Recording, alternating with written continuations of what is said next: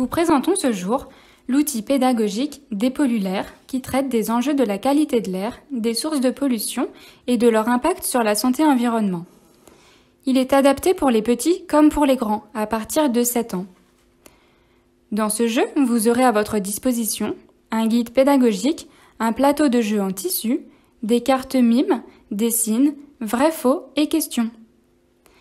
Ainsi que 27 jetons sources de pollution et 8 jetons actions positives. Par exemple, la source de pollution Javel peut être remplacée par l'action positive vinaigre blanc. Une fois que vous avez déroulé le plateau, il va vous être demandé dans un premier temps de placer les pions pollution, c'est-à-dire les pions à fond noir. Pour cela, vous pouvez vous aider du tableau en fin de livret. Chaque pion correspond à une pièce dédiée. Par exemple, la cuisine, le salon salle à manger, l'extérieur, les chambres, le bureau et la salle de bain.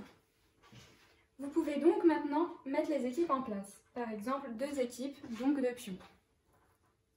Vous choisissez donc quelle est l'équipe qui commence. Pour cela, elle va lancer le dé. Elle avancera donc sur la case 1. Ici, nous tombons sur une case violette, c'est-à-dire que nous prenons une carte vrai-faux. Ici, nous tombons sur cette carte-ci, c'est-à-dire une mauvaise qualité de l'air augmente les problèmes respiratoires tels que l'asthme. L'équipe va donc se concerter pour répondre à cette question. Est-ce qu'elle est vraie ou est-ce qu'elle est fausse? Si l'équipe donne la mauvaise réponse, il ne pourra pas avancer ni de prendre de pion pollution et donc ce sera à l'autre équipe de jouer.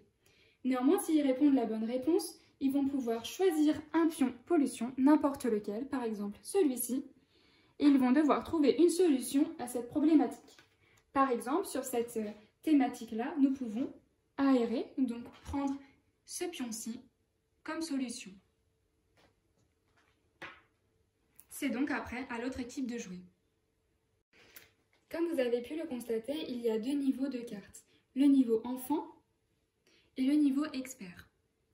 La différence est que le niveau expert, en plus de celui de l'enfant, doit trouver l'éco-geste qui répond du coup à la source de pollution. Le but du jeu étant de récolter le plus de pions pollution. L'équipe qui en a le plus a gagné. La partie du jeu s'arrête lorsqu'il n'y a plus du tout de pions pollution sur le plateau. Le but est de faire réfléchir les jeunes ou les moins jeunes à trouver des éco-gestes applicables au quotidien.